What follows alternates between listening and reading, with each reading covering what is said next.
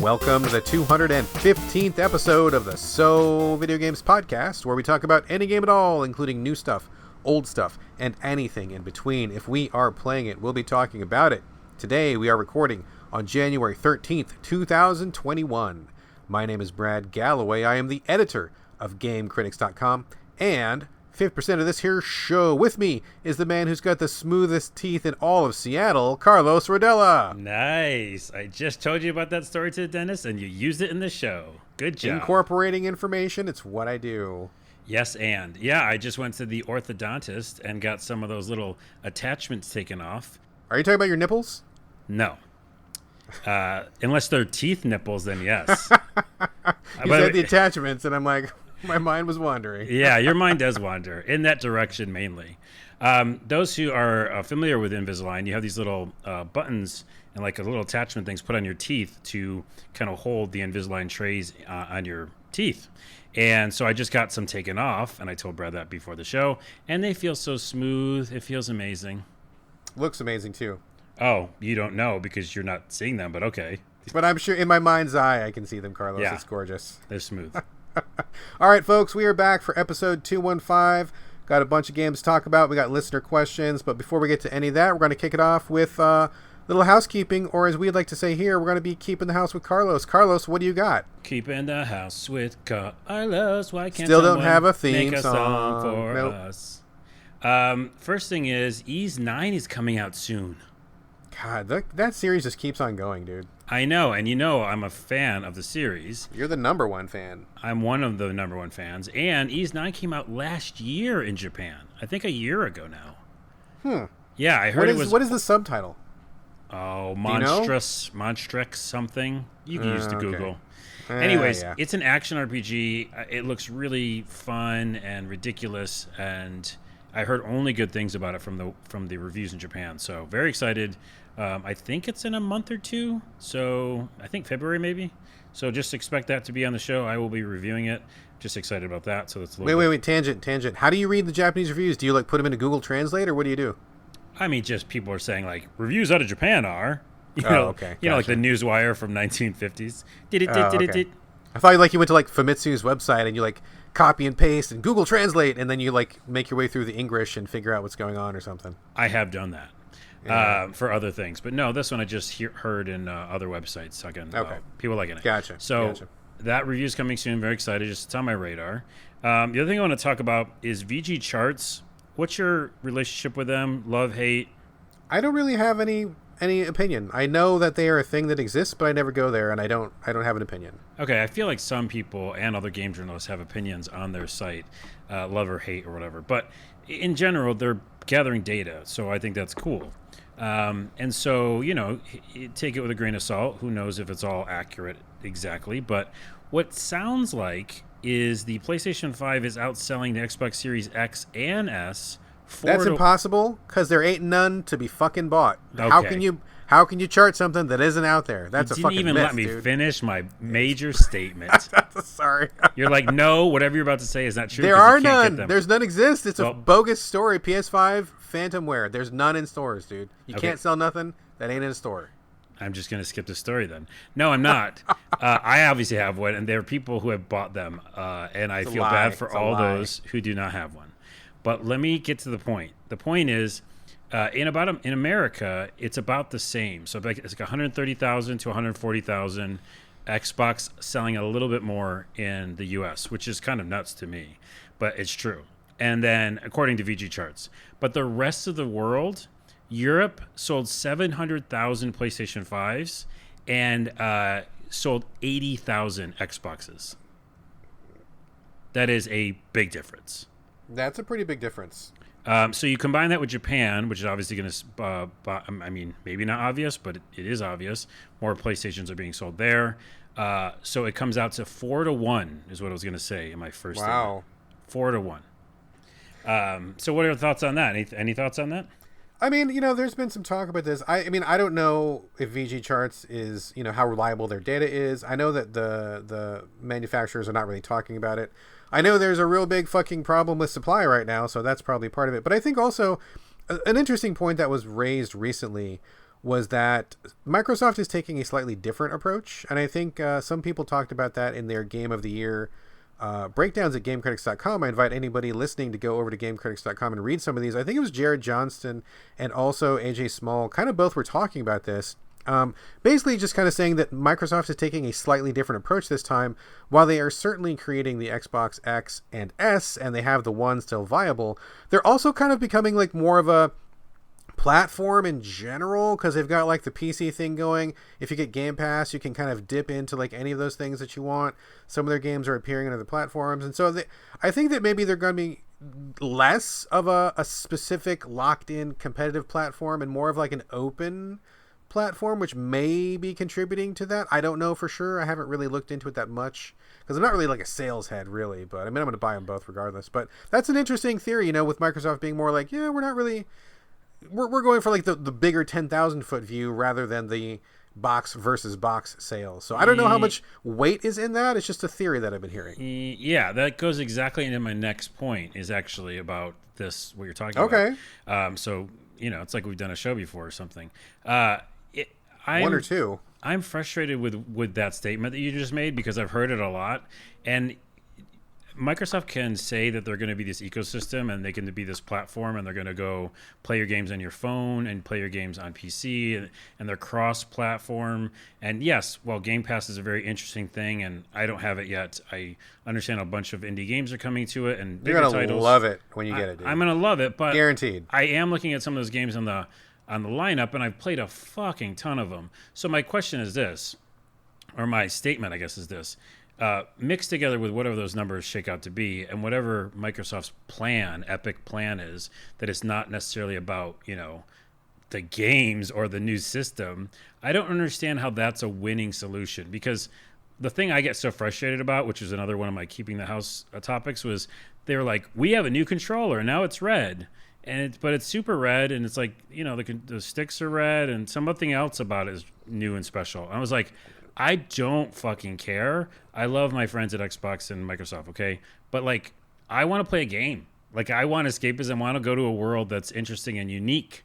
And PlayStation gives me a lot more first-party titles that are unique and interesting for me to go into. And a different experience. The controller itself isn't a different color. It's a fucking different controller. Like, it feels different, and it feels better, right? So I think whatever this thing that we're talking about that you just mentioned is definitely what's showing up, and it's showing up in the charts as well, that they're not focused on that. But I don't know how you could focus on controllers and platform and ecosystem without fucking games. Because, again, I will put an asterisk next to this, and as soon as I get a Series X, I'll play the shit out of it, and I'll go to Game Pass. But I've seen the games on Game Pass, and I've played so many of them that I don't, right now, personally, I'm just, like, frustrated with them. I'm like, I don't want another red controller. I don't want old games.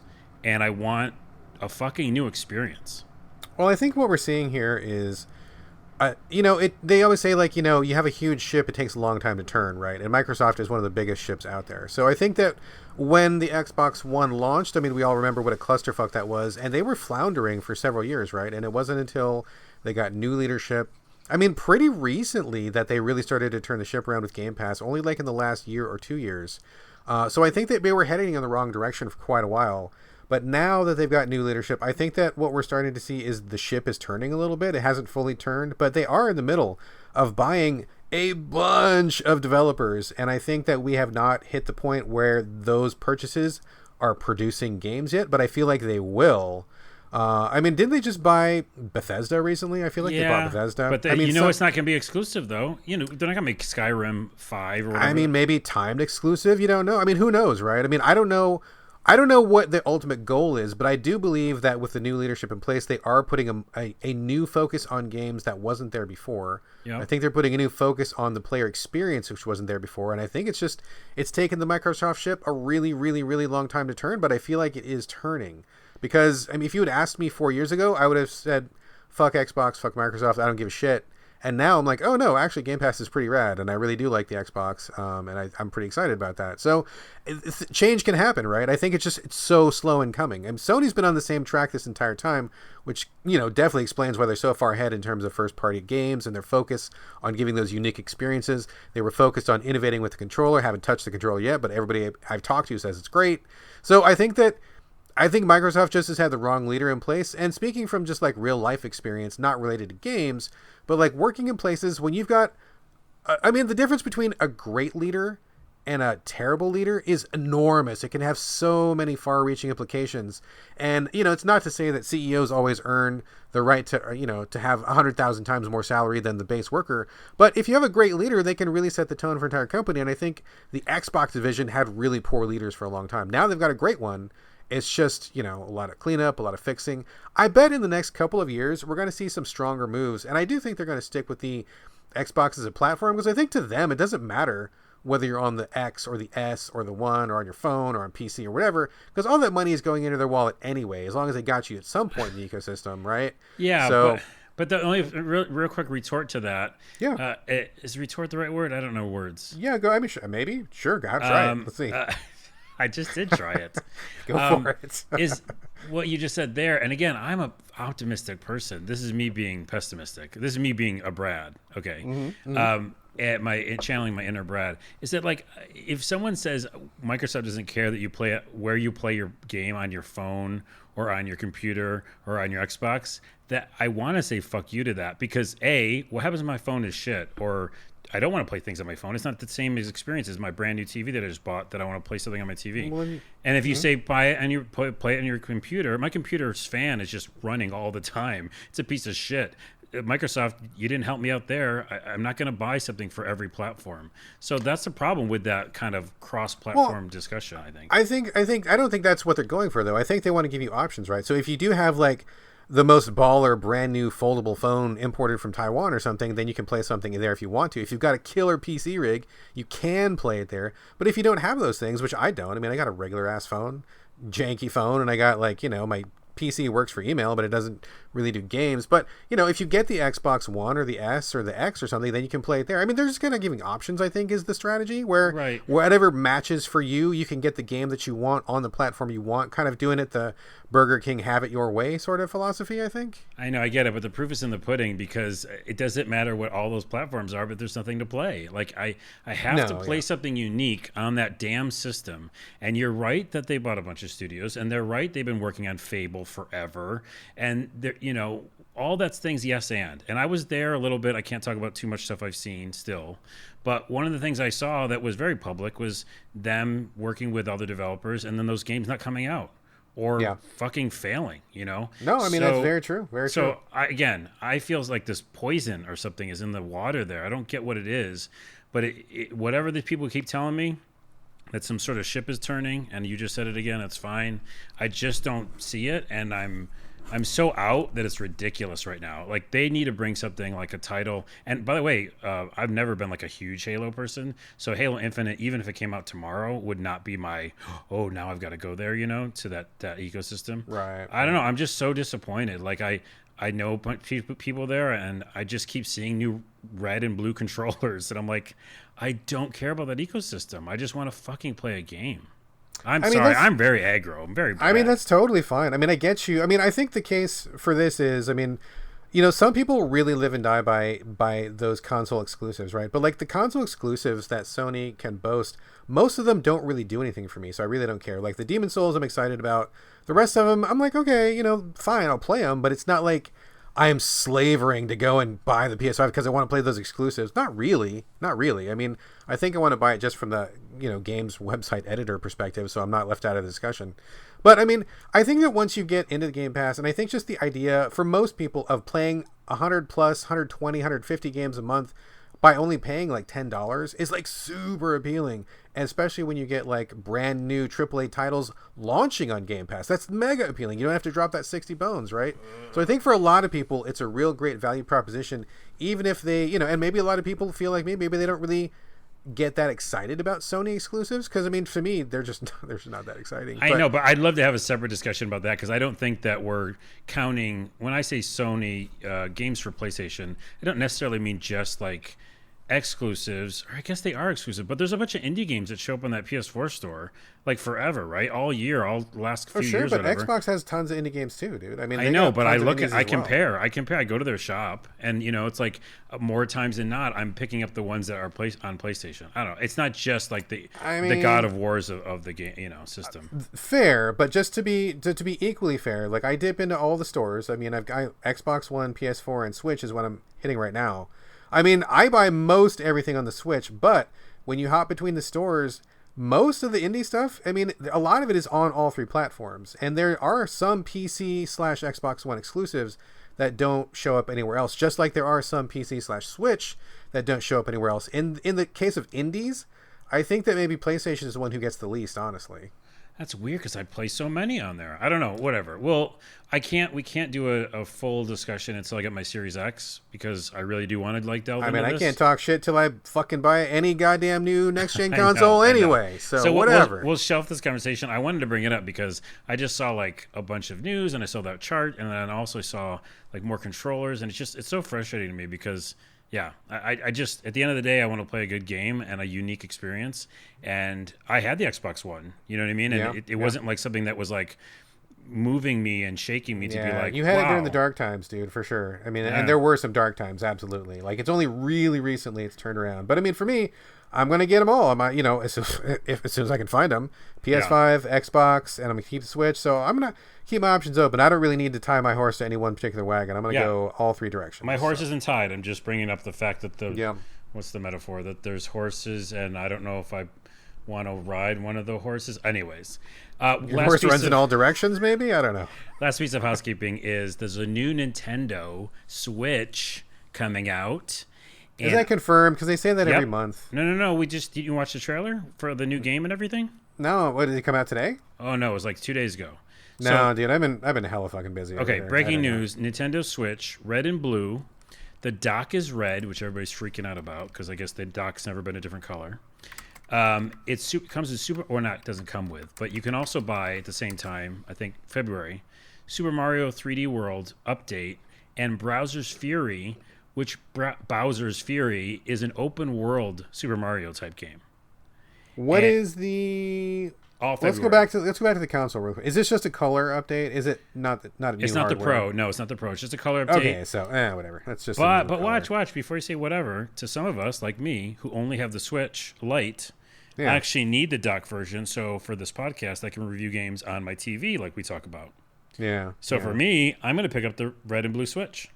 Okay, well that's cool, but it's not the new iteration of the Switch. It's just a different shell color and you need the docking. Yeah, okay, I got you. And I need the dock for the TV. So that's one thing that's happening. But the other thing that's happening is that game looks fucking amazing. It's like when I first saw Odyssey, how much I enjoyed the idea of a little bit of Western, influence in it. Where there's a remake, but there's also Bowser's Fury, which is this kind of real true open world Mario game, and it looks really, really fun. Very exciting news. I mean, the Mario games are always great, so that is definitely something to look forward to. Yep, so I just had to bring it up. Okay, that's a lot of housekeeping. All right, that is a lot of housekeeping. The house has fully been kept right now. Let us jump into the actual content of the show. Let's keep it going with you, Carlos. You, for a long time, were bringing mystery games as the first segment. We kind of got off that for a while, but I think we're getting back on track. I do not know what the first game you're going to be talking about is. So for today's episode, first chunk of the main content of the show, what is your mystery game, sir? Yeah, and I'd love to do this every episode if you'll allow me. Carlos, I mean, you got to bring the mystery, man. You bring it, I'll listen to it. I got lots of mystery games they play. So, oh my goodness, I actually remember I have another game I was going to talk about. Oh, man. I guess I have two mysteries. Okay, lay them on me, man. Well, the other mystery will be later in the show. Okay, so this is the first mystery game, and it is, and I have a feeling that you're going to go, oh, no, or something. I'm going to groan with you're going to groan. Yeah. Okay, sure. It's called Blacksmith of the Sand Kingdom. Oh, yeah. I just looked at this yesterday, yes. It's by Chemco, which also should make you groan. Yes. Okay, I'm going to tell you why I love this game. Okay, tell me. Surprise. So what this game is such a simple RPG that is really a mixture of RPG and shop mechanic game. Oh God, I'm getting tired. I'm losing energy, man. You're already losing energy. I'm losing energy. Lost you and lost some of the audience. The reason why it works is essentially it's a character who his dad died and he's got to take over the blacksmith duties. And so there's like a little bit of shop element where you're crafting things, and then you go into dungeons and you just, kill monsters and do battles and get resources and rinse repeat. That's basically the whole game. It's essentially you go into these dungeons, and they could be forests or whatever, and you do auto battle too. So it's like literally almost This sounds like wastemyfuckingtime.com. No, man. What is going on here? It's so good. So remember how like some people liked Idle Champion, or what's it, Idle Warriors? I mean, there's many of those, yeah, but the idle clicker sort of a game, right? So it's got that feel to it, but then it's got the same time, it does have a campaign that happens. And surprisingly, the story gets really interesting and a little bit drama. And you're like, whoa, I wasn't expecting any of that. And the story gets told via like, cutscenes, visual novel style. And so those happen every once in a while, just randomly when you go to a place. But yeah, the whole loop is you go to these dungeon areas, you kill monsters, you have it on auto, but it's like a tactical thing where you're planning the strategy, you're planning the framing, of the grid of your heroes. Then you can stop it at any time and do special moves and power-ups and stuff like that if you need to. But it's really about just getting stuff. It's very satisfying. And then when you get your stuff, you go back to town, you complete a bunch of missions, you maybe craft some stuff that helps you complete other missions, you get a little bit of story, and then you go back and do more. And for some reason, that loop is so addictive to me. I don't know why. Man. I mean, I'm listening to you. It sounds like literally vanilla ice cream the game. Like, I'm not, what is the hook though? What is the hook? I would say that you're right. And for some reason, maybe because in this crazy world, like it fits perfectly in my brain, because it goes, hey, democracy's falling. Okay, hold on. Why don't I just do this really relaxing vanilla loop of RPG, craft, sell some stuff, kill some monsters, and then we're okay. Everything's fine, Carlos. Comfort food. Yeah, it really is a comfort food. It's like a Trials of Mana, but it's much simpler. It's nothing deep at all, like you said. It's like the most generic, really, kind of thing. But I guess the only hook would be, besides the addictive nature, believe me, I tried to stop. Like, I was like, okay, well, this is obviously not very fun. I'm going to stop this right now. I can stop anytime I want to. I just like the taste of it. Yeah, but wait, hold on. I'll just do one more dungeon because these resources are right here. Let me just get these. Might as well. And then when you get to the shop, you're like, oh, I'm sold out of this one thing. I should just make a bunch more rakes. You know what I mean? Come on. Like, the people want their rakes. And it's got like, supply and demand kind of thing, which also makes you feel kind of good, because it's not like that other stupid game that I don't think either of us liked, where you do the shop. Moonlighter? Yeah.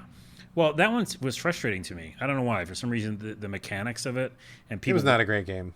People weren't buying my stuff. In this one, it's nothing like that. It's just like, yeah, everyone's going to buy your thing. It's just based on how much they're going to want it or whatever. Anyways, I guess the only other hook besides the addictive nature is that the story is kind of interesting.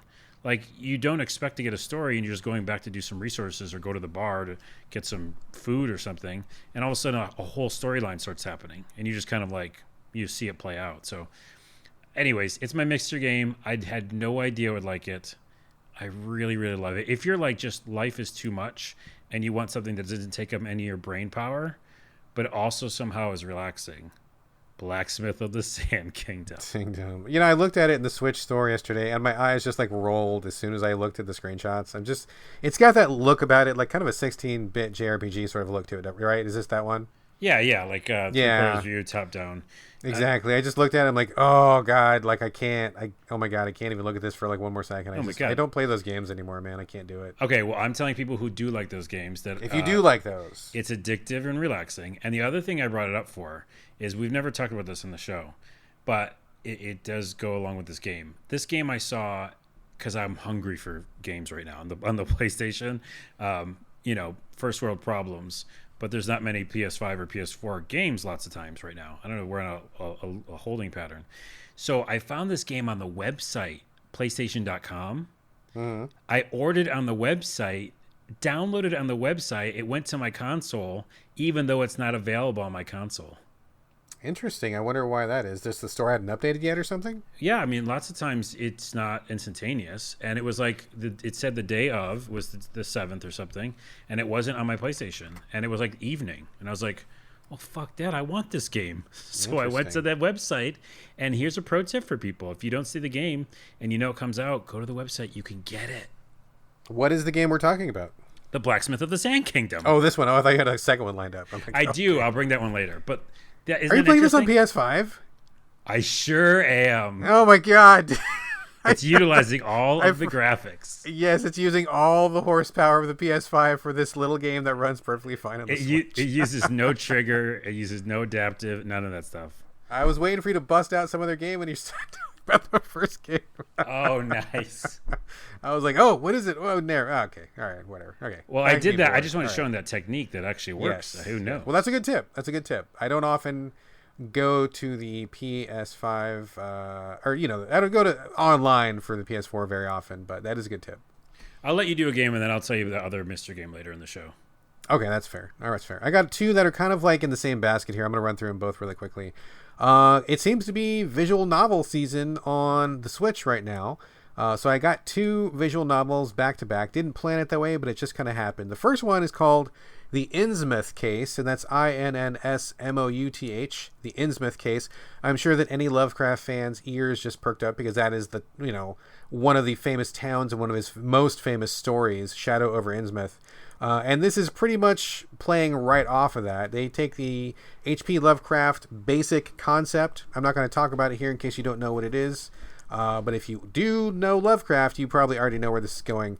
It's a visual novel where you play a detective, as you do in a lot of Lovecraft stories. Somebody comes to you with a missing persons case. They want you to go to Innsmouth, the town, and they want you to find their daughter.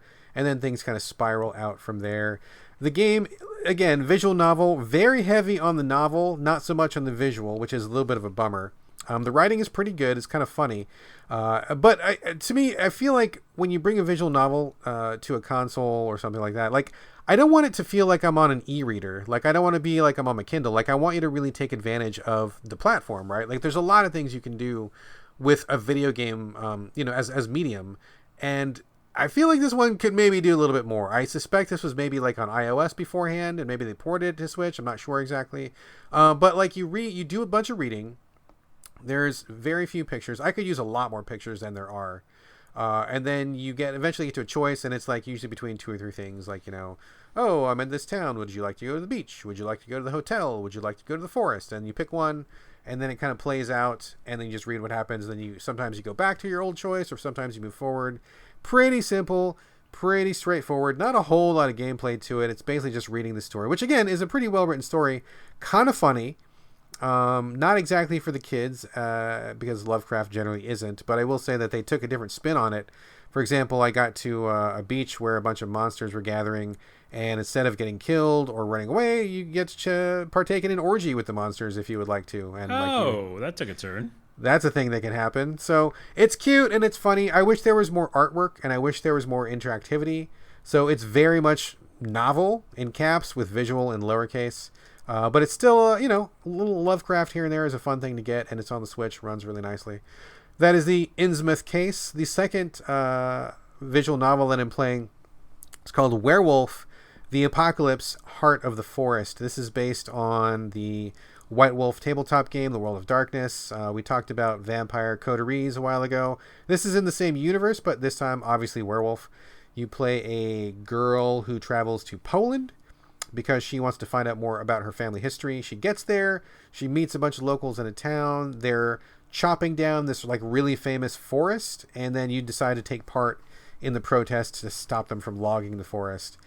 Gotta be honest, kind of boring. I'm not really super excited about saving a forest. And I know that, with the werewolf mythos and how it plays out in the World of Darkness is like werewolves are very like in tune with nature and they protect nature and stuff like that. So it makes sense, but it's not like super gripping so far. Although I will say that I really do kind of like the mechanics as you go through the story. Again, visual novel, a lot of novel. This is one that is very light on the visual, which is kind of a bummer.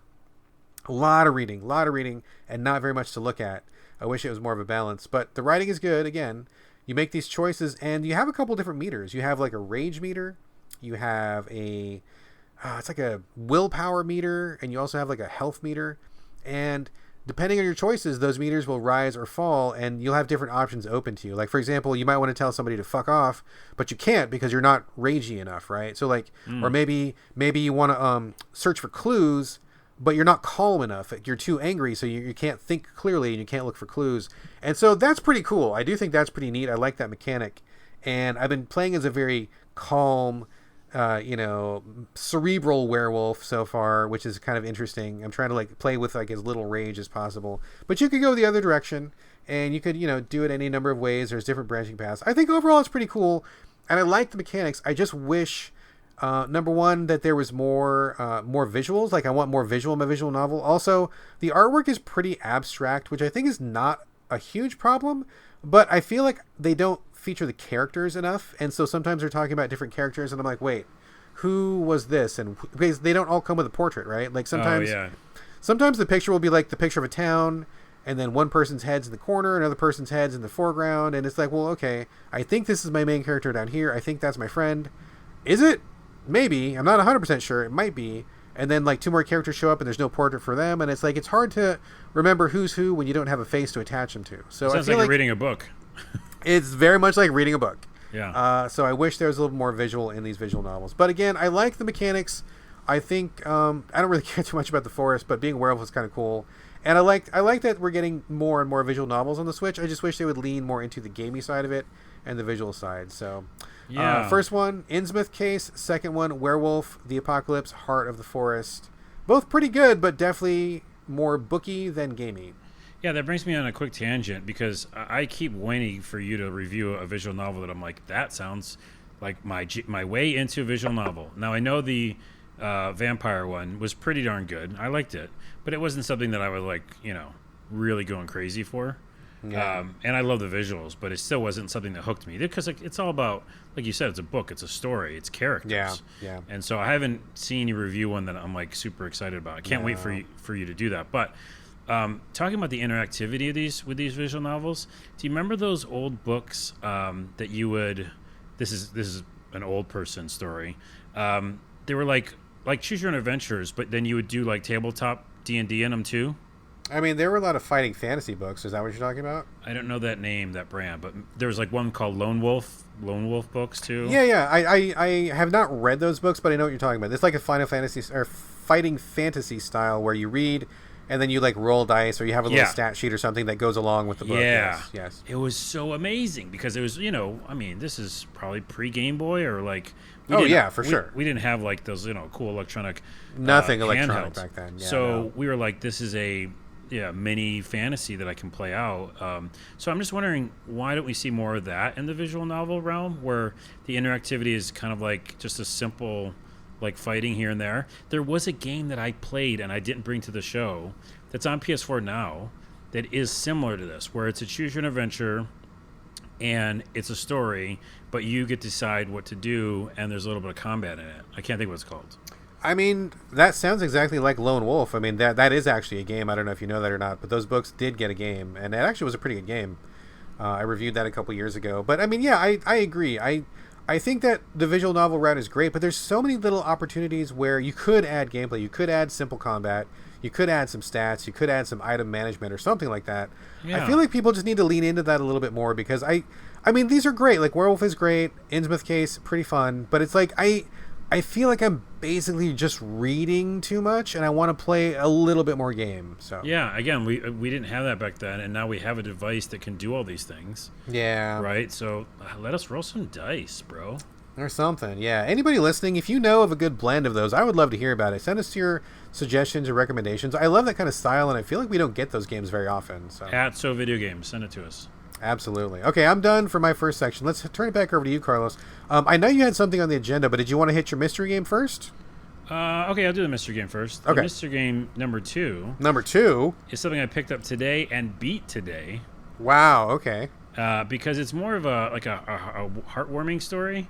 So it showed up on the PS4 store randomly, and it was called Misk School's Quest, and that's Misk School's Quest. Misk Schools. Okay, I've never even heard of this. Okay. Well, I think it might even came out today, but it's about an hour and a half to 2 hour game, and it's an incredible story because as I researched it, it's put out by the Misk School in Saudi Arabia, which is like grades 4 through 7. And so young people at this school, and the school is aimed to like evolve education, and they have classes like digital literacy and like just real world stuff, as well as like how you should like well-being, like a good well-being class, and just a really interesting school. And they somehow put out a game, and this is the game they put out, and I guess they actually have their own software called V-Game, and that's their like development platform they put out. So it was really cool. I was like, what an interesting story. And it's $5. So is this about robots? Is it behind the back third person? Yeah, behind the back third person. Okay, I'm looking at the trailer now, and this is not what I imagined this game would look like. So it's incredible looking. It's like okay playing. I mean, it's just amazing what they pulled off. I don't know how long they've been working on it, but this is like grades 4 through 6 essentially who made this. And when that's incredible. This game looks great for little kids, man. Yeah, when I was in grade 4 through 6, I was like hitting rocks together. Like I mean, I was eating dirt. I mean, come on, man. I definitely ate dirt. Yeah, and also I think the most I did was I made comics, but sure. The comics stayed on the page and that was it. I didn't animate them, for fuck's sake. I wanted to make this friendly. I shouldn't have swore. We've already had a lot of swearing so far. Okay. It doesn't matter. If the kids listen to this, kids, don't swear. Anyway, so the year is 3020, so past 2077. And you play a robot who basically is going around not killing other robots, also very cool. You're just shutting them down because they've like went wrong and they're like attacking. So you shoot this little laser out of your hands and it just shuts them down and turns them back to normal. Something so simple like that, and I was like, holy crap. Almost swore again. We can swear, dude. This is the kids department. They might be listening. It's an explicit show, though. It gets the explicit tag regardless. So kids, I'm not going to swear anymore. Anyways, it is such a like nice change of pace. You know what I mean? It's not taking people's heads off. It's not just destroying things. It's like, no, we're just going to laser beam them back to normal. And then they just stop attacking you. What a simple thing, Interesting. I'm going to check this out because watching the trailer looks pretty cool. And if it's only like 1 or 2 hours long, I'm definitely down for that. I love those little bite-sized experiences. And if it goes to support these kids in their school, like in the Middle East or whatever, I mean, fuck yeah, I'll totally do that. Yeah, it's super cool. And there's a couple of things I want to say about it. One, that's the story of the game is basically you go to these different environments. There's like 10 of them. You take out all the robots, again, turning them back to normal. But they can kill you because they do shoot back at you. And you pick up little resources along the way and health, etc. And then in between, you ride this little hover bike. And essentially, it's just kind of a maze game where you can just move left and right. And you just got to find the portal. I think that's kind of nice. It's a little to, shake it up a bit. Break it up, sure. Yeah. But what it really got me thinking is two things. One, I love that you don't have to kill things.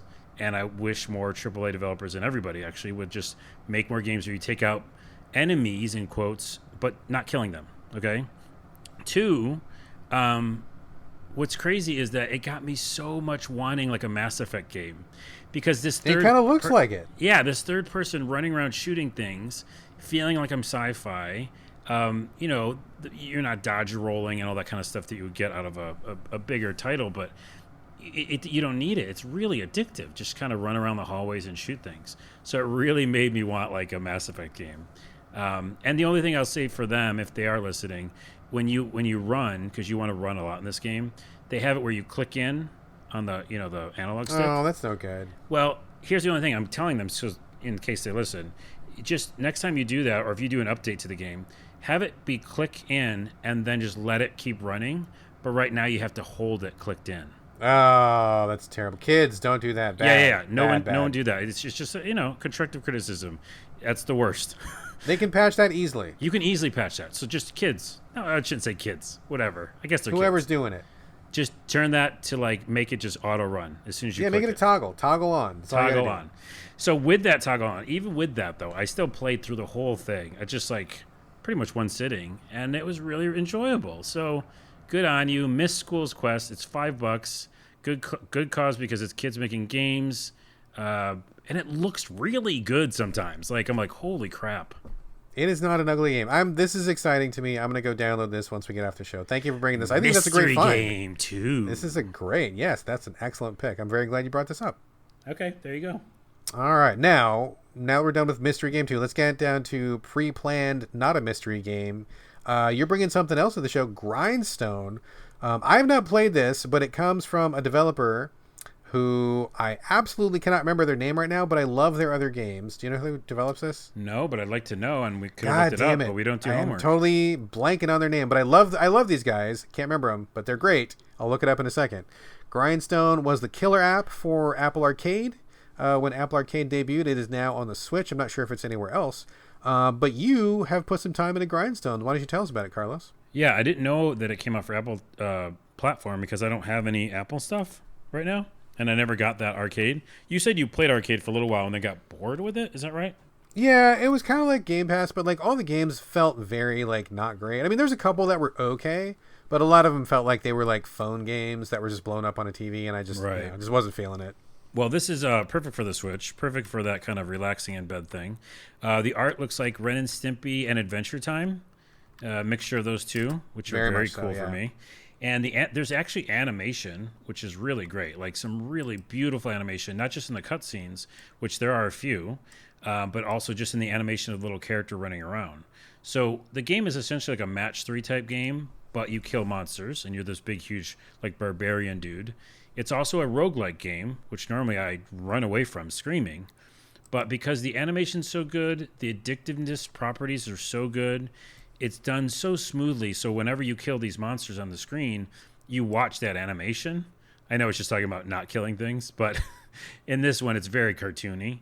And so what you try to do essentially is like a match 3 game. You're matching monsters together, and you're chaining them together. And if you can draw a line between, you and the rest of the monsters, then you'll kill all those monsters. Now, some monsters can be aggroed, which means if you land on a spot near them, they will attack you. And then there's also some bigger monsters like bosses, like mini bosses that show up on the board just randomly. They'll just jump onto the scene. And if you kill them, you get special things like resources, etc. And essentially what you're trying to do is get to a certain number of monsters you've killed to leave the stage. And then it looks like a lot of other phone games where you're like going to the next stage and going to the next stage. The difference is in between stages at any time, you can go back to the inn and you can get your power-ups there. You can, if you died, you have to like fill your life. But you can also get extra weapons. So like say a shield that you craft can help protect you. So when you land on a square where a monster would hit you, now it won't hit you because you have a shield. So those little touches are nice, as well as you can like kind of catalog all the monsters you found, which is also cool. And then you can craft even other like potions and stuff. So what do you call it? Like the progress system? Yeah, the unlocks the progression, yeah. Mm-hmm. Yeah, that stuff feels just enough. And like I keep feeling I could get just a little bit stronger sword or just a little bit better like bow and arrow or something that helps me get past that next board that I've been having trouble with. That's pretty much it. It's just a relaxing game with incredible animation. I can't stress that enough. I would love more games to do this, like the 2D animation part, actually like animate all the movements of a character swinging the sword or whatever. It never gets old when you kill like one of the mini bosses. Like a mini boss will pop up on the screen and you do like this sick animation of like him pulling his sword up and the gore. But it is really, really satisfying. It's a roguelike, so I could get annoyed with it after a while. I don't know. But I'm like 20 or 30 boards in now and I haven't got bored with it. It's really, really satisfying. Excellent. I looked it up when you were talking. It's Capybara Games or Cappy Games. Cappy. Yeah. Yeah, they've done a number of games, and I was pretty good friends with Nathan Vella, who was there for a long time. Apparently he's not there anymore. I'm not sure where he went off to, but they made a lot of really cool games, and that was like, I did a review for one of their earliest puzzle games, and I had a pretty interesting interaction because I kind of trashed it at first, and then it kind of led to us having more of a discussion about how games are made and about what critics, value, and it became kind of a good friendship after that, which was great. So I always have a special place in my heart for Cappy Games. But yeah, Grindstone on the Switch, it's like $20. I was gonna buy it if it was like 10. And I know that sounds terrible. Much. No, that seems a little much for what it is because it feels like a glorified phone game, really. I mean, and it did start on the phone, to be fair. And right. I know these guys do good work. I'm sure it's a really fun game. A lot of people have been praising it, but it's like, $20 for a game on the Switch is like a little. I mean, I'll buy anything on the Switch for like 15, right? But for some reason, 20 feels like a bridge too far, and so I'm gonna catch it on sale. Yeah, I think that's a fair assessment. But I would say this, it's very rare that I even play Switch games in bed, because that's more of a you thing. That's a me thing. And I did last time was Yes Your Grace, right? Is that what it's called? That's a great game. Yes Your Grace is wonderful. So yes. I played. That was the one that got me to keep playing until 3 a.m. or something in bed. And this is the second one, because I was like, my eyes are sore. Why is that? And then I looked over and it's like 1:30. I'm like, I'll just play a couple more boards. It's literally that addictive. It is so yummy. What a good game. Oh, and by the way, last thing, every once in a while you'll see like a bonus stage, and literally the last time I saw a bonus stage, it animated out a comic strip. Like really? Yeah, a new character showed up, and it was just like a comic strip went by of this new character that brought me into a bonus world. I was like, if they do more of that, this is going to get really good. Interesting. I know my wife played it for a while. She really liked it a lot. I'm not sure if she finished it, but she put quite a bit of time into it. And that was one of the very few games on Apple Arcade that any of us went back to more than once. Yeah. So, yeah, it definitely seems like some good stuff. I know that, people got to get paid. A lot of work goes into making a game, but $20 for that game felt like just a little bit too much. So I'm going to wait. It's a recommend whenever you can afford it. Yeah, there you go. All right, cool. I am now going to talk for a brief bit about the Monster Hunter Rise demo, which is currently available on the Nintendo Switch. Wait, I don't know this. What is this? You don't know this? No. I'm going to tell you. I'm going to tell you right now, Carlos. It's a good thing you're on the show. Wait, you're going to tell me on the show. I'm going to tell you right now on this show. You're going to tell me now about the Monster Hunter Rise thing. Exactly so, yeah. Right now. So okay. we all know about Monster Hunter World. That was Capcom, one of their best-selling games of all time, I believe, taking the Monster Hunter long-running franchise to the console, big TV, huge success for them. I gotta be honest though, like Monster Hunter World was not my jam. I'm like Mr. Monster Hunter, and it just didn't click with me. So I bounced after like 100 hours, and that sounds like a lot. I know, after 100 hours. It's like, that sounds like a lot for any other game, but for Monster Hunter, that's like no time at all. Like, I mean, I'm usually like 500-600 hours into a Monster Hunter game, and for me to bounce after 100 is like, that's weird. That's unusual. So I left, and I'm like, I still love Monster Hunter, but that one just didn't scratch my itch. I feel like Rise is going to be the thing that gets me back in and gets me back on fire again. Going back to the Switch, so everybody who loved Monster Hunter World will know the pain of being a Monster Hunter fan and having that franchise bounce between platforms. First it's on the Switch, then it's on the Wii, then it's on the Vita, then it's on somewhere else. Like, if you're a Monster Hunter fan, you got to follow that game wherever it goes, and it goes places. It does not stay on the same platform for whatever reason.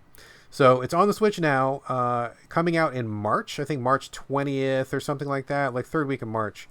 Very excited, and I'll tell you why. So basically the same Monster Hunter formula, third person, real-time action, you're a hunter, you go after giant monsters with your weapons. A lot of them are like low-tech weapons like swords, but there's also a couple guns and stuff. And you beat these monsters yourself or win a group up to 4 people. After you beat a monster, you carve them for parts. You use those parts to make more weapons and armor. The cycle repeats as you get tougher and tougher, better weapons, harder monsters, etc., etc. Long-running series. I feel like most people in gaming probably have at least heard of it if they haven't played it by now. Not for everybody. Not for everybody. It's definitely like kind of an acquired taste, but it's something that I really enjoy a lot. And I'm excited it's coming back to the Switch for a couple reasons. I mean, number one, I feel like the Monster Hunter World, the aesthetics, kind of went awry for me. I really like the old school, like more Japanese, like slightly more exaggerated, slightly more humorous, slightly more colorful. I feel like Monster Hunter World got really westernized all of a sudden, and I just really didn't like the way that it looked. And for me, aesthetics are everything. I mean, fashion in Monster Hunter is super important because you have all these different outfits and all these different weapons, and you want to look like a badass every time. And if you don't feel good about the way you look, that's like half the game right there, is like looking awesome. So that was a big blow. I'm glad to see that the new armor sets look great. They look kind of how I want them to look. I'm very excited about that. Also, a lot of new mechanics. All the old weapons are returning. I don't think there's any new weapons, but all of them have been reworked. They've been overhauled. They all control a bit differently. There's a new system that uses, I don't know exactly what it's called. It's called like wiring or something, where you can zip around the map by doing little micro grappling hooks all over the place, which is pretty cool. You have a dog that you can ride, which I think is really fun. You can get some armor and weapons for the dog, and then you can ride the dog to get you places faster. And I mean, it's just, it's Monster Hunter again. It's probably not going to like turn anybody to the Monster Hunter side if you're not already there. But if you like Monster Hunter and you want more of it and you're done with the world, this is great. I mean, I'm really looking forward to kind of getting back to the old school flavor of Monster Hunter, which is where I am most comfortable and where I think it's the best. So very excited to see that old school stuff return. I have some thoughts. Well, one, the dogs are called wyverns. It says wyverns. No, they're called something else. The wyverns are the monsters you fight. I don't know what the dogs are called. They're called something. Dogs are dogs. It's because this is wyvern riding, and so I didn't know if that. No, you can do that because that is another thing I didn't mention that. But the wyverns are the monsters that you fight. So this is a totally new mechanic where you can actually ride the monsters you're fighting if you beat them up enough, and then you can control them to like make them smash into other monsters or to attack other people. That's a brand new thing, but yeah, that's not okay.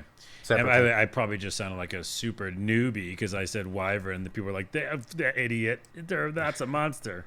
Not going to call you out, but you can because famously on the show we talk about this game, and I didn't like it because I didn't want to sharpen my sword. That's true. And you loved all the handheld versions, and I actually liked Monster Hunter World because it was less sharpening of swords and it was more westernized. Also so that makes true. sense, right? And so of course I don't know what the monsters are called, but I did have a good time with that, and I also played it about 100 hours. But for me that was a long time. For you that's a short time. This looks like, and I'm wondering if you like it mainly just because it's went back to handheld. I don't really care so much that it's handheld. I got to be honest with you. Like, aesthetics to me with Monster Hunter are really, really, really important. And I just never really liked the way that my character looked in World. I didn't like the way the weapons looked. I wasn't a big fan of many of the monsters. And it just didn't feel as cool to me. Like, I really missed the old school, like, heavily Japanese design influence. That was really what got me into it. And it just, I bought the art books, right? Like, the art books are these giant telephone book things. I've got, like, all three of them for the Monster Hunter series. And looking at the art style, shit's amazing. Like, it's so beautiful. Like, such balanced design. The way that you can see the monster pieces incorporated into the armor and the weapons is just amazing. I mean, it just really feels like, you fight this big monster, you want to show that off to your friends, be like, hey, check out this armor I got, and they know where you got it from because it looks like the monster. That's awesome, dude. That's the best. Dude, you show up with a big sword and it's like glowing and it's got rainbow colors and shit, and people are like, oh my god, it's amazing. Like, where'd you get that? But like in World, I never felt that. It just felt like I'm a dude in some armor and I look like it's like Western armor, and like no one could tell what your pieces were from, and like, it just didn't feel great. Like, and to me, that's really important. I know that's not everybody's most important aspect, but for me, if I didn't feel awesome, I just didn't want to play it. No, I get that, and I can see that same thing because I didn't feel like the armor was very unique in the Monster Hunter world, but it looks like it is more in this new version. So I'll check it out because I have a Switch, and I'll have a Switch Pro, or not Pro, but I'll have a Switch that I can play it on my TV at some point. Yeah. I mean, check it out. It might not. It probably will convert you because it feels like it's kind of going back to the old school style. And I know you don't care for that too much, but for those people who like the older style more than World, which is me, kind of exciting news. Well, let me just clarify that last piece. Is that mine's just on the playability, not on the style. Like the aesthetics, I think are cool. True. If I have to sharpen my sword more, I'm out. That's it. That's like, it's really just about the sword sharpening. It's about the sword sharpening. It's something so simple. All right. So that's me on Monster Hunter Rise. The demo is still available.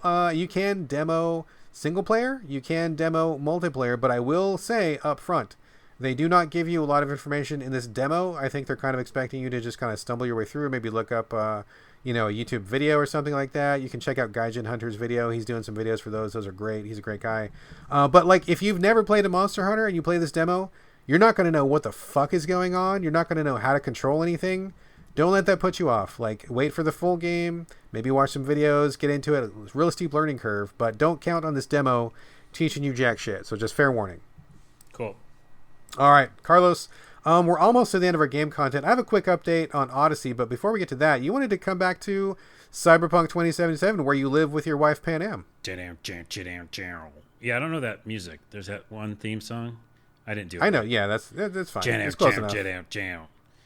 Welcome, Night City. Yeah, so Pan Am, we don't know where she is. So, She's still MIA, okay. She's MIA, yeah. She's not MIA, the rapper, which is awesome, but she's missing. So there's a couple updates that are really interesting, and I just want to tell you, Brad Galloway, that these stories as well. And then we'll do an update with you on your game. So, first off, an announcement happened today at the time of this recording from CD Projekt Red, and the main dude, which I always forget his name. Like developer? No, the main guy who owns like the whole place. The main guy. I don't know, the owner of the company? Yeah. Anyways. I don't know what his name is. Is it Mr. Red? It's Mr. Red. So Mr. Red said today, that it was a really heartfelt, 7-minute video about, they're sorry that the process went the way it did. Here's why a lot of it happened. Here's what we tried to do to fix it. And here's our plans for the future. And it was super honest. And it was super great to hear. Like, it was a really awesome statement. I still think that the class action lawsuit stuff is fucking bullshit and stupid. But I really do appreciate them coming out and talking about, like you said last time we talked about it, the review codes and that kind of stuff. They mentioned all that. So I think it was really cool for him to come out. Can you nutshell really quickly? I didn't see it. I mean, in one sentence, like, why did it happen the way it happened? Yeah, I mean, they basically were aiming for PC, I think. And I think that they thought that the console... They said this, he said it, Mr. Red, that they thought that the console would be easier. They just thought that they were really focused on the PC to make it like an amazing-looking game with no load times and be this incredible experience they kept talking about, which for the most part on the PC and parts of PS5, most of the time on PS5, they kind of accomplished what they were doing. And that's not to talk about the AI and some other weird physics issues, but in general, they were hitting close to their mark, but they just way under prepared for the console ports. And they owned up to that. And they said it wasn't like overworked or, I mean, obviously there was crunch and stuff like that, but it was more about them just being way off on where they thought they were and how quickly they thought they could just turn it around. And then they said some great stuff about like new DLC in a month or two, probably, I think, single player. Which of course makes me ecstatic because I played the shit out of it, and I'm sure a lot of people who played PC and PS5 or Xbox Series X are excited. So tons of people are ready for more content. Yeah, so DLC there, 2 new big patches, one in 9 days from now, which he gave an exact date, and he said that patch will do a lot of fixing and that kind of stuff. So it was just really, really cool, and gave a little more confidence to people who loved it and want to see them succeed. That's my intro. So okay. But I just want to tell a couple of stories because essentially what happened is, I beat the game. I've played every side quest. There's only 2 side quests left, and they're both bugged. Oh no! So I can't finish them. It doesn't matter, but I can't finish them. So they're just sitting there waiting until a patch. So I've finished the map, bro. I finished the map. You did every single thing on the map, man. Yeah. The only thing that still keeps popping up are those random things that just always pop up, right? Oh, there's a crime here, go take out these bad guys. Oh, does it? I didn't know that, but it randomly generates just generic events just to give you something to do. Yeah. So those pop up, and that doesn't count. But the actual side missions, which there are a lot of them, I've done all of them. So what I decided to do now, which if you follow me on YouTube, which you should, youtube.com/a-lot-of-things, and follow me on your phone because you'll get on the phone. You got to see these short videos I'm making. The short videos are taking off because I'm essentially going outside the map of Cyberpunk and exploring all the stuff that's out there that they don't want you to see. And have we talked about this in the show yet? A little bit, not a ton, but a little bit. I'm going to tell 2 stories from being outside the map, just to tell you and to tell our audience. And again, some of these videos are most of these videos on the YouTube, so youtube.com/a-lot-of-things. So the first one is you go outside this is huge wall. They built the wall. Oh God! Sorry. There's a wall. Too soon. It is way too soon. And you can get outside the wall by going through these rocks that are essentially open, the graphics are not finished. And you get outside the rocks, and then you're on the other side of the wall, which means you're on the outside of the map, and you're not supposed to be there. There's so many mystical, amazing, crazy, broken things out there. But I'll tell you 2 stories. One, you can get essentially back to the beginning of the game. So in the beginning of the game, you start in a town way outside. I'm sorry, if you play as a nomad. Yeah, I guess you don't start outside if you don't play as a nomad. But I started as a nomad, and you start way outside of Night City. So you can go and travel to that town if you get outside the map. If you don't start as a nomad, does that mean that location is forever locked away from you? Yeah, probably, because you can't get there through any other means. Interesting. So anyways, I went back to look at my old town, which was nice. And I also went to the Border Patrol, which is in the intro of the game for me as a nomad. And the Border Patrol is still there, but there's all these people that are frozen. It looks scary, like just cars half floating, things, they're not expecting you to be there. You know what I mean? Right. They're like, no one's ever going to come back. We'll just put these things looking like robots. But if you go anywhere near the Border Patrol, even though you're like not supposed to be there, you instantly die. Like the Border Patrol just kills you. So it's just like American Border Patrol then. Right. There you go. Last story I'll tell you, and then if you want to see more, go to my YouTube. There's this floating building, and it's like you can't reach it in any real means, but you can see this building floating somewhere out there on the map, and it looks really interesting. And I was like, I gotta get in there. So I used one person's YouTube video. I only think a few people have done this. And what you do is you call for your cars out there. You can call for cars, your vehicles to show up. Uh-huh. And I have like a ton of them, like 10 or something. And so you jump on one of them, you call for another car while you're on top of the car, and it puts the other car in the air, just a little bit higher. So you make a staircase out of cars. Okay? After you make the staircase of cars, which took me an hour or something. Oh my God. Okay. You can jump off the top car and get to that building. And so what the building is fucking scary, bro. What's inside of it? I just put a video up of this. All right. It's a haunted high school. So it's a high school with a basketball court, and you have got to do some work to get inside it. Like I had to like swiggle through a real like weird wall, and you're not glitch your way into it. Yeah, I glitched my way in. I glitched in and was so excited. I was like, got the like heebie-jeebies. And it's a high school, like with lockers and everything, and it's a high school. And I'm walking through the high school hallways, and it's dark and creepy, and this sounds start happening, like specters, like it's a ghost sound.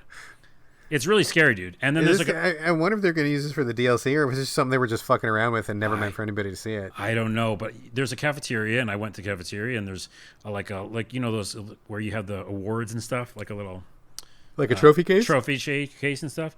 But there's nothing too much in there, but it looks exactly like an old high school, and it's creepy, and the music slash like groan sounds. There's just like this terrible sound, and I was like, I need to leave. So I found a creepy high school in the sky outside of, and that's just one of the many things that are out there. There's some crazy shit out there.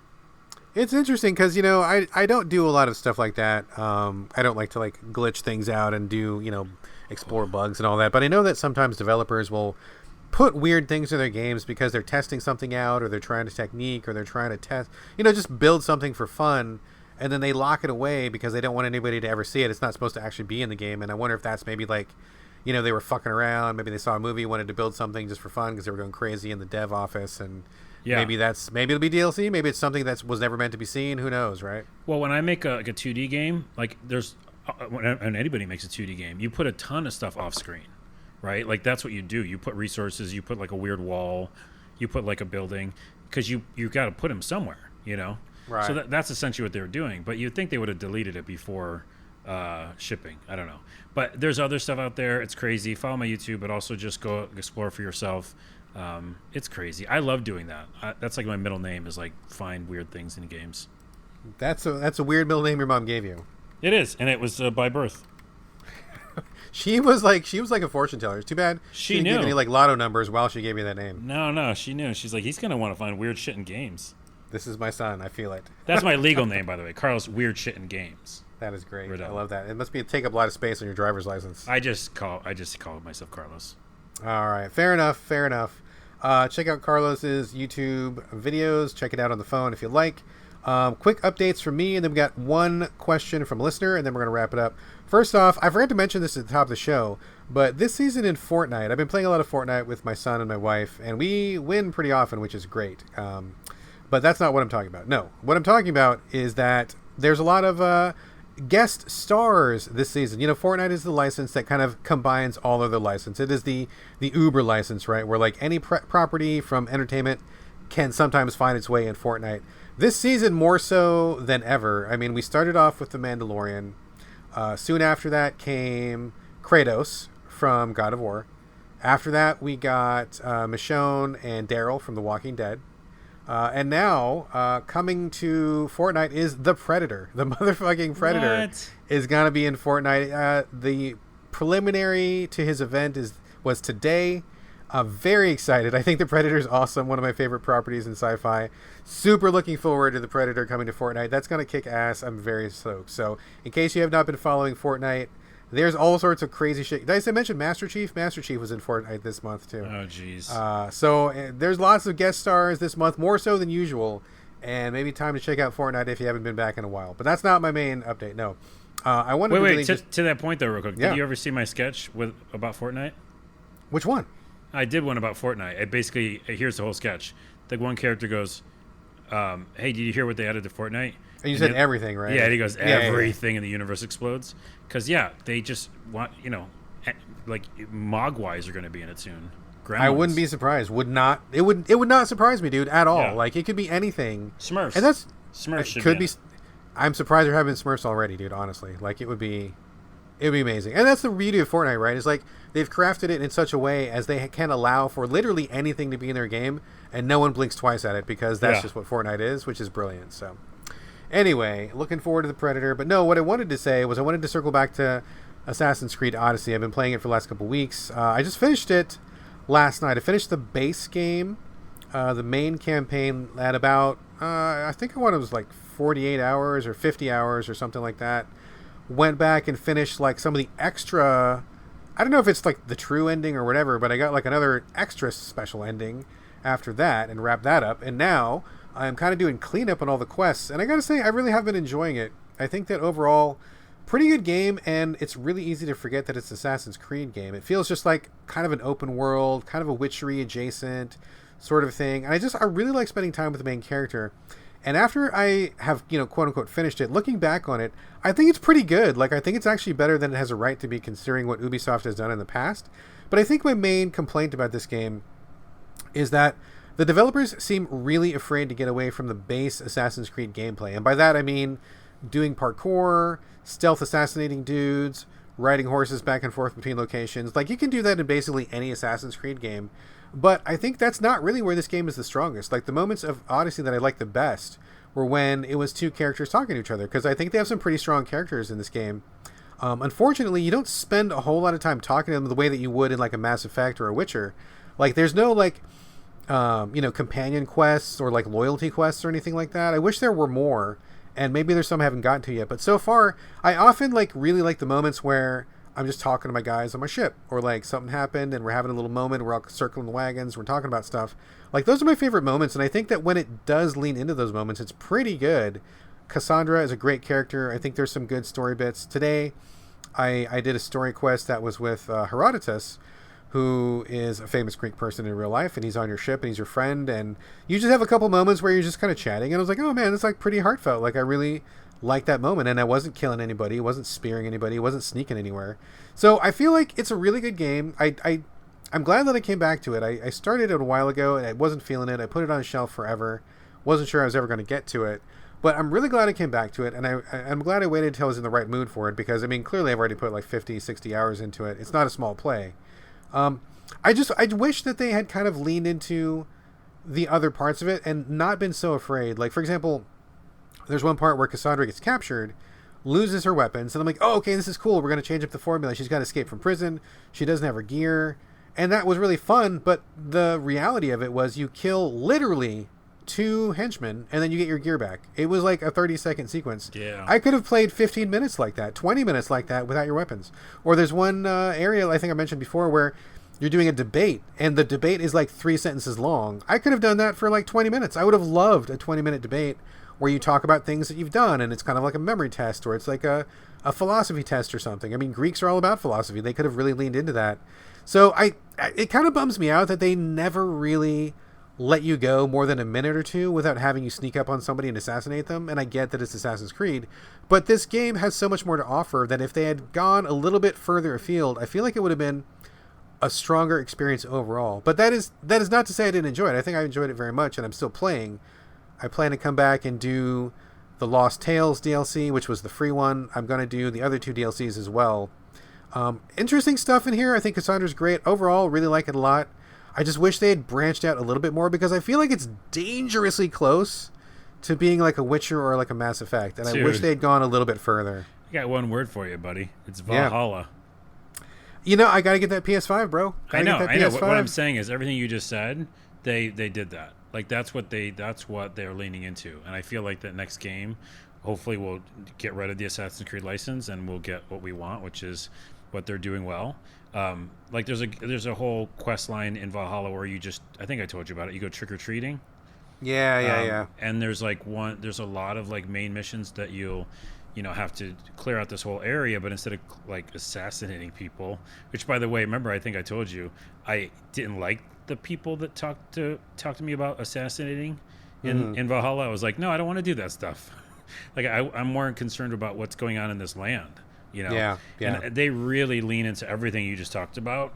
There's a lot of stuff where I'm not fighting, and there's this is not too much of a spoiler, but there's like one kind of what's it called, like a vision quest, like a you go out and like just kind of figure stuff out, and it's a lot of talking, and there's tons of dialogue story in Valhalla. So I think what you're missing is in that game, but I agree with you that I had a great time doing the mainline game of Odyssey.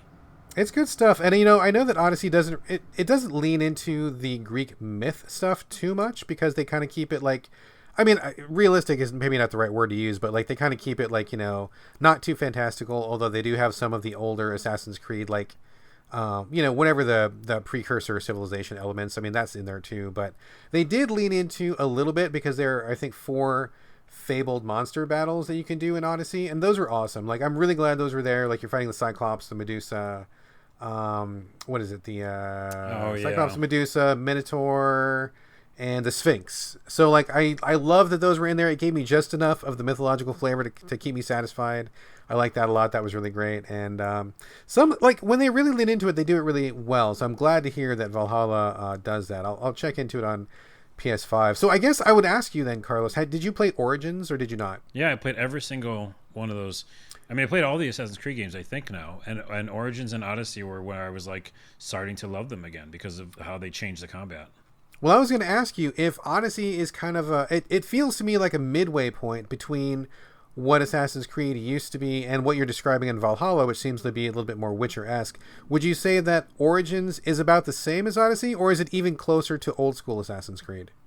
No, Origins is close to Odyssey. It's very close to Odyssey. Okay. Yeah, that's why when I got to Odyssey, I was like, oh, cool, yeah, I want more of this. Because there's the same kind of loot stuff. There's the same kind of combat, which, Origins is when they came up with that combat, where they changed the combat to be more like, not just running around assassinating people. Although you still do that, there was much more of a style to it, and rolling and dodging and stuff. Yeah. So I feel like they fixed it in Origins, or made it to the part that I enjoyed it. And then Odyssey is just taking that and going more with it. But if you went back to play Origins, it's fun. And you just mainlined it. I really, really enjoyed my time with that game as well. But, Origins is on sale right now. You can get the big $100 package for, I think, $18 on PSN right now. Jeez, talk about wanting to lose yourself in a game. I wish I hadn't played it. I've played Origins and Odyssey and all the DLCs. So I'm exhausted of it. And now nothing for you to go back to. No, and sure. Valhalla. There's no DLC yet, I don't think, or there might be. But there's gonna be, man, for sure. There's gonna be, but we talked about that. I have a problem with that game because of how it ends. Well, we'll see what happens. It's a great series. Side note before we move on, as you were saying, one thing that we were talking about was maybe moving away from the series a little bit more. I don't know if you've heard the update or not. They just announced that Ubisoft, who is making all these Odyssey games and the Origin games and Valhalla, they're going to be making an open world Star Wars game. Just announced, I think, today or yesterday. So if you can maybe take the stuff that you've seen in Valhalla, remove all of the Assassin's Creed, the real world stuff that maybe we don't care so much about, and just apply those lessons to a brand new license. I mean, that's actually kind of exciting.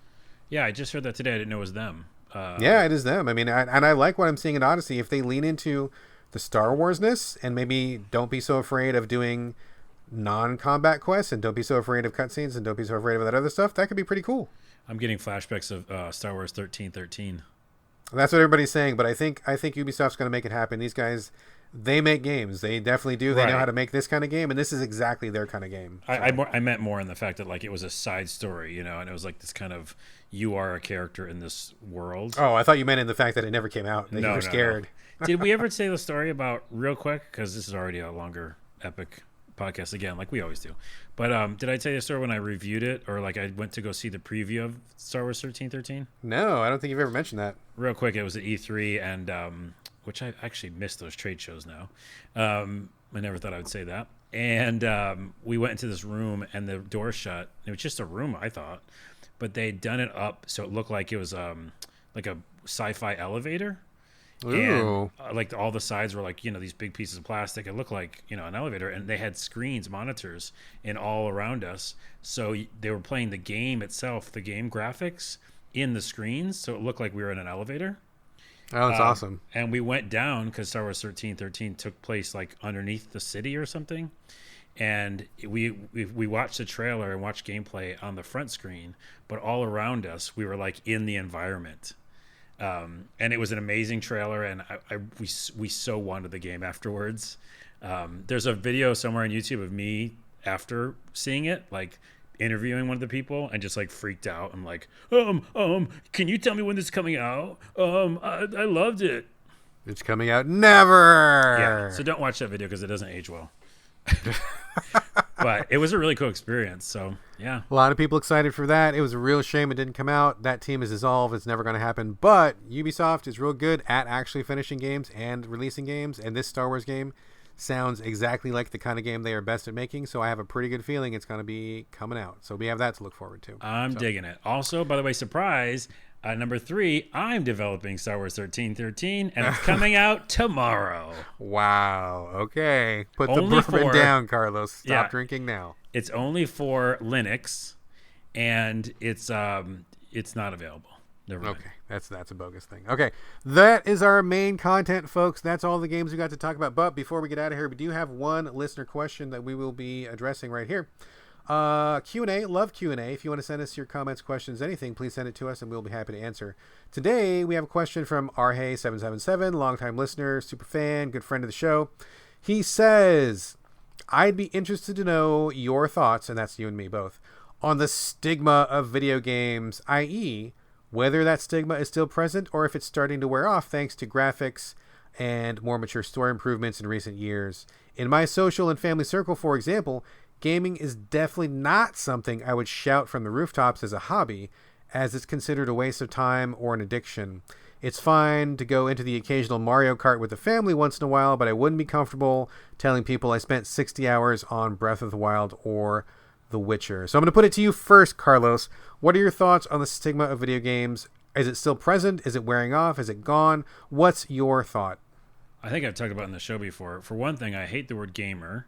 I think it's silly, and it's from the 90s, and it conjures up a bad image or a stereotypical image. Secondly, I don't like the words video game. I think it's ridiculous. It's an interactive media at this point, and I'd like to call it I don't know. That's already taken. But I would love it for it to have a different name. By the way, it's in our title of our podcast, and I don't like it. It is.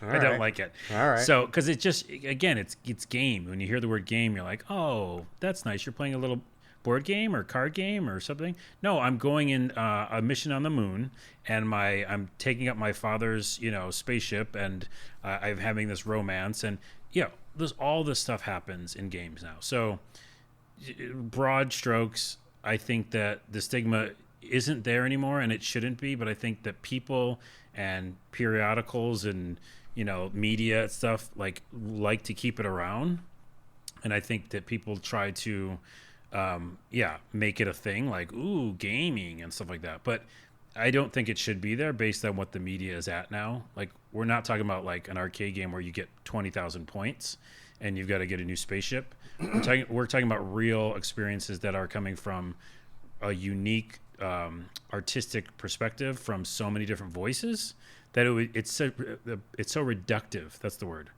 to create the stigma of video games, and it's something that it's going to rot your brain, or you shouldn't be doing it. You're wasting your time. That's a reductive and stereotypical thing. I think that doesn't exist, and I think that people who want to keep it around, it sounds good and it makes good articles, and I'm frustrated if people think that way. Hopefully, maybe you'll tell me I'm wrong, but more people will think that way than I think they do. But that's my initial thoughts. Well, let me challenge you just real briefly before I share my perspective. If that stigma doesn't exist, then why is it a popular article for people who want to keep it around? People like the least common denominator. They want to see the simplest headline. And if something's talking about gaming is bad for whatever or whatever, like that's it's clickbait, you know. Can we get a good example? Do we have a good example of when the stereotype that we're talking about is I don't know, when's it show up? Well, like he says in his question, he says his examples were, you know, it's cool if he plays Mario Kart real quickie with the family, but his family would think he was wasting his time or he was addicted if he admitted that he played 60 hours on Breath of the Wild, right? So like 5 minutes of Mario Kart in the living room at a family picnic is cool. 60 hours on Breath of the Wild, you're an addict. That's his example. It's just, well, here's the thing, and I guess it comes down to family and friends, right? What family and friends think is important to you, but everybody has their different kind of opinions. But I would say that if you watch a Netflix series right now, especially with COVID, and you watch all of it, right? Is someone going to call you a Netflix addict? No, you're going to say, I was doing something to occupy my time, or even potentially as you're watching a docuseries, learn about something. But a Netflix series, like I just finished The Flight Attendant, which is great, by the way. Watching that right now, it is great. So fucking good. And like 48 minutes each, and there was 9 or 10 of them? That's a long video game, right? Yeah, exactly, yeah. Well, then what the fuck is the difference? That's all I'm saying. I don't see any difference at all. I mean, I agree with you. So to answer his question, I think the stigma is still there, but I think it's only really strong with people of low intelligence. I think that anybody who is smart, who is open to art, to culture, to other experiences, is starting to really get the fact that there's something going on in video games culturally. I think with our generation, I think there's still a lot of stigma where not everybody in our generation was a gamer when they grew up. I remember when I was in high school, lots of people were not gamers at all, and I was known as a gamer, and so I was definitely like lower on the popularity spectrum because I was like a nerd or a geek or whatever because of games. And I think that in the modern context, I think it is not really that way, but I think it still exists depending on your age bracket. My son, I don't think there's any stigma whatsoever. Like every person he knows in his circle, he's 11. Every single person plays games, and almost all those parents also are gamers as well. So I think that maybe that stigma is going to go away with time. But I still do occasionally bump into it where I'll meet somebody who's like a grown up and they're like, oh, games. And they kind of look at it like, like maybe they've heard a story or two. They've always heard like the addiction story. They've always heard like, oh, some weirdo got into crime because of Grand Theft Auto or some shit like that. But I think that most people they just don't know about it because it's harder for them to kind of associate with it. Like if you hear about a good book, you can just go to Amazon and buy a book, right? Or if you hear a good TV show, you can go down to your TV or you can go to YouTube or something. Like it's pretty low barrier, right? And you don't really need to know anything. Like most people can read, not everybody, but most people. Everybody can watch a television show unless they have a vision impairment, but then you can listen to it unless you're deaf, and I guess you got captions that way. But I mean, those edge cases aside, I think the average human being can easily take in a TV show. So it's a pretty low barrier for entry. But when you talk about games, there's a lot of literacy that has to happen before you can fully engage in the medium. And I think that's slowly going away because I think most people are growing up with games. People are really familiar with games and computers. So I think that with the older generation who are scared of it or maybe don't know how to interact with it, I still get that stigma once in a while. But I turn it around on them, right? Like if somebody comes to me and is like, oh, games, I'm like, oh, well, fuck, you're missing out. Like, you don't know what you're talking about because games are amazing. Like there's all sorts of movie stars and TV stars that play games. Like they make more money than any other media does right now. It's the most popular thing going. Every kid in the world plays video games right now. So it's like, if you're not in games, I turn it around on them and be like, how do you not know? When I talk about some game. And I've even gotten to the point where other people in the quote unquote grown up circle will come to me and they'll be like, oh, Brad, you're a gamer. I heard about so-and-so. Or like the other day, one of my wife's friends, she's like, oh, Brad, I know you know games. I got to get a PS4, PS5 or an Xbox One or a Xbox X or whatever. Which one should I get? I don't know. Like, what do you think? And so like people will come to me because they know that I know. So I think it's slowly becoming like more accepted, but that's just like a cultural thing, right? Like when books first came out, like people were against books, and then when music came out, rock and roll came out, devil's music, and it's going to send culture to hell. And every single thing that comes that's a new piece of media, people resist it.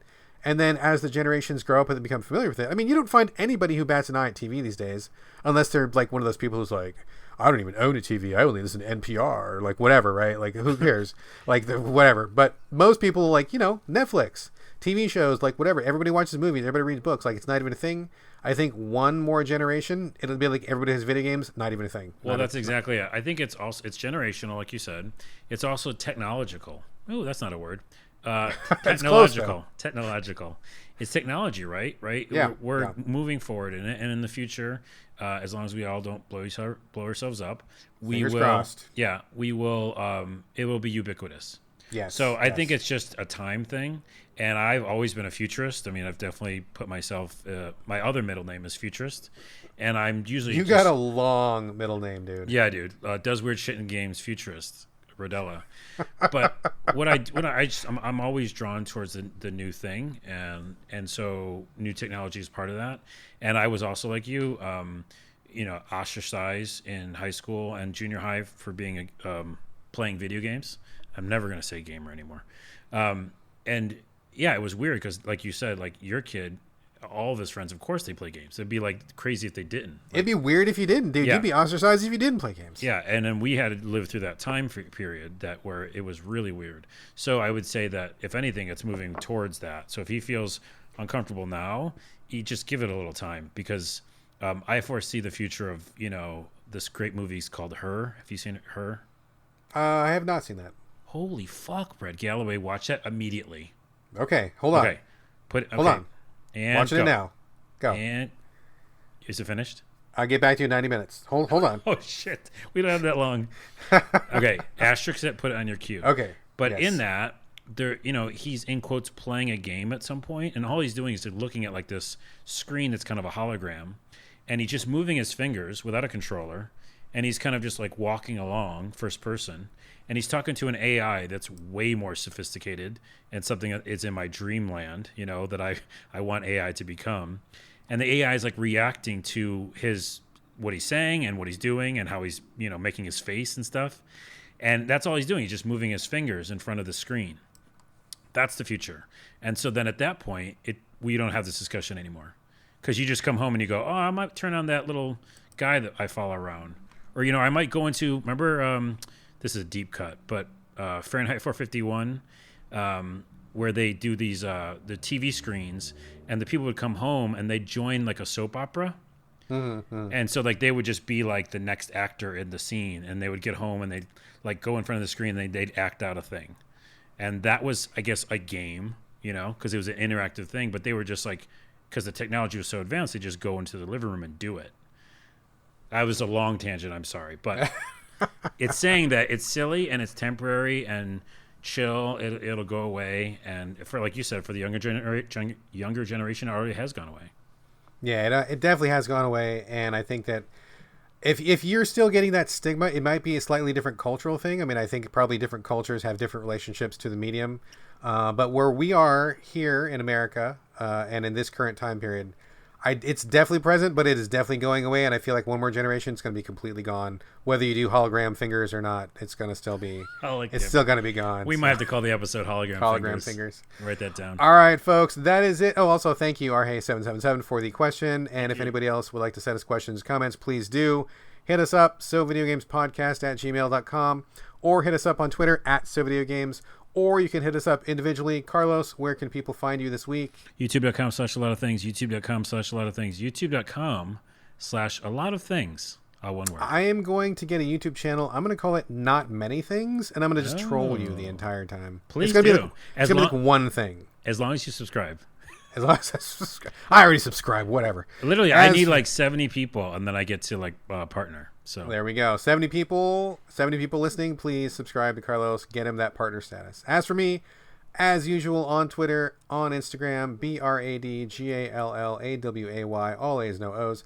And that's going to do it for episode 215. Thank you again for joining us here on the So Video Games podcast, and we will be back before you know it. But in the meantime, this is Bye from Brad.